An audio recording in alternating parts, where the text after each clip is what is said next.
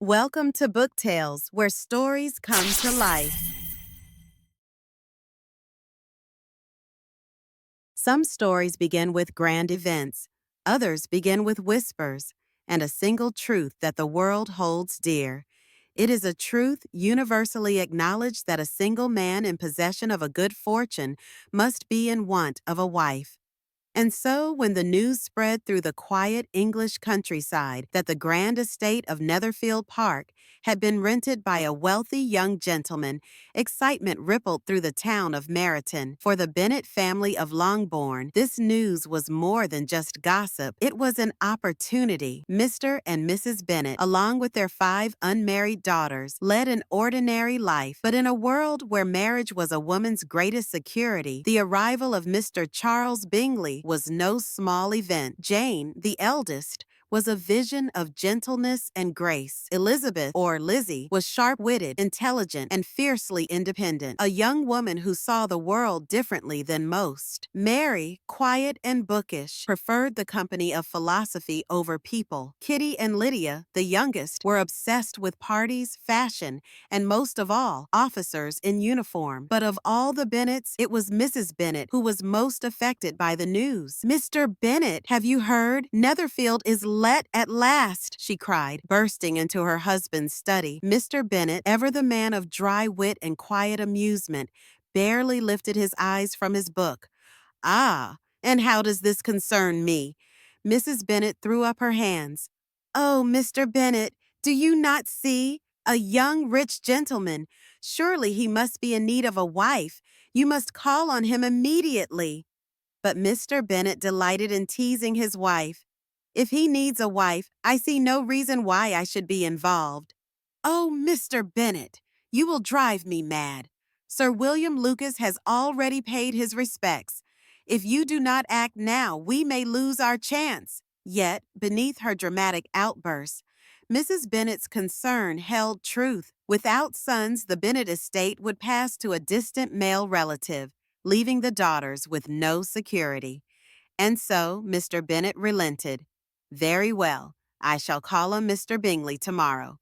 Mrs. Bennet clapped her hands in triumph, already imagining wedding bells for Jane. A few nights later, the Meryton Ball took place, the grandest event of the season. When Mr. Bingley entered, he did not disappoint. Handsome, charming, and full of warmth, he smiled, danced, and instantly won the favor of everyone present. But his companion was different. Mr. Darcy, tall, imposing, and undeniably wealthy, he stood apart from the crowd. He barely spoke, he did not dance, and his sharp eyes seemed to scan the room with cool indifference. The whispers began. 10,000 a year, someone murmured. "A fine figure of a man, but look how he scorns us." Elizabeth watched him with amusement. "A man so rich and proud must have no joy in him," she thought. But then she overheard something that would seal her opinion of him forever. Mr. Bingley, smiling, turned to Darcy and said, "Come, Darcy, you must dance.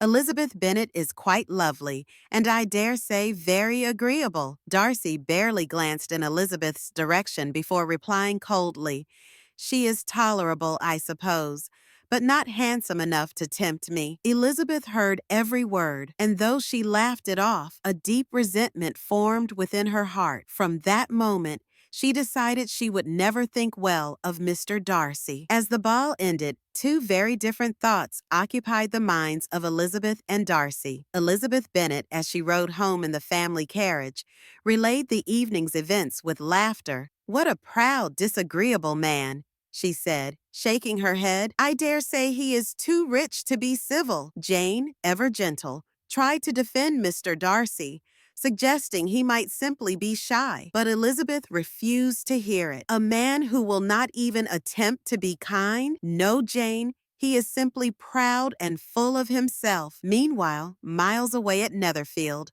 another conversation was taking place. Mr. Bingley, full of excitement, spoke warmly of Jane Bennet. "She is an angel, Darcy.